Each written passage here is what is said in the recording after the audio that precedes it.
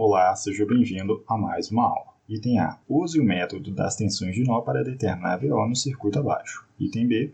Determine a potência absorvida pela fonte dependente. Item C. Determine a potência total gerada pelas fontes independentes. Então, o primeiro passo é determinar quais correntes estão entrando e quais correntes estão saindo de cada nó. Então, no caso, vamos ter apenas um nó para trabalhar.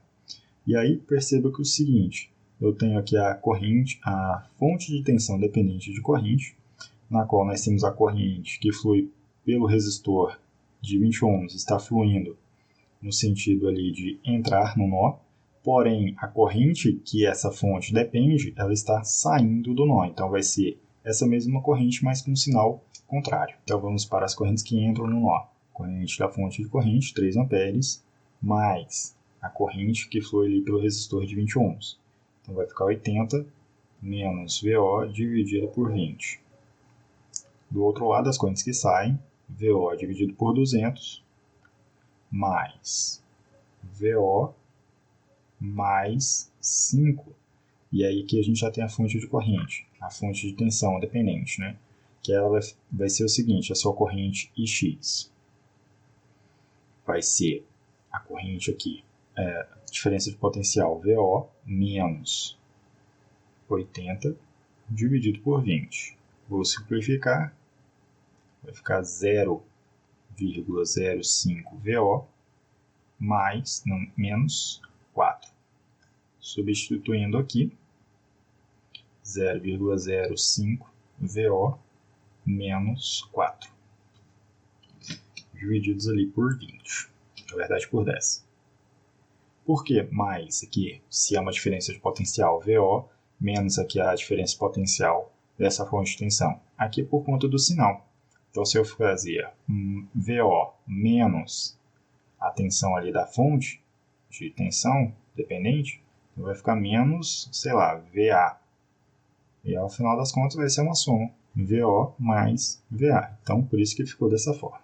Mínimo múltiplo comum, aqui vai ser 600. 200 dividido por 20 vai dar 10. 10 vezes 80, 800. Menos 10 VO. Aqui vai ficar VO. Mais 200 dividido por 10, 20. 20 VO. 20 vezes 5 dá 100. Vezes 0,05 dá 5. 5 VO. 100 vezes menos 4 vai dar menos 400. Executando ali a operação. 200 dividido por 10 dá 20. 20 vezes 5 dá 100. 100 vezes menos 4, menos 400. Esse menos 400 vai passar para o outro lado da igualdade, somando ali com 1.400, vai dar 1.800. Esse menos 10 VO passa para o outro lado da igualdade. Aqui vamos ter 25, 26, 36. VO.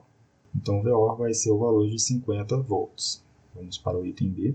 E aí é o seguinte, ele pede para determinar a potência absorvida pela fonte dependente.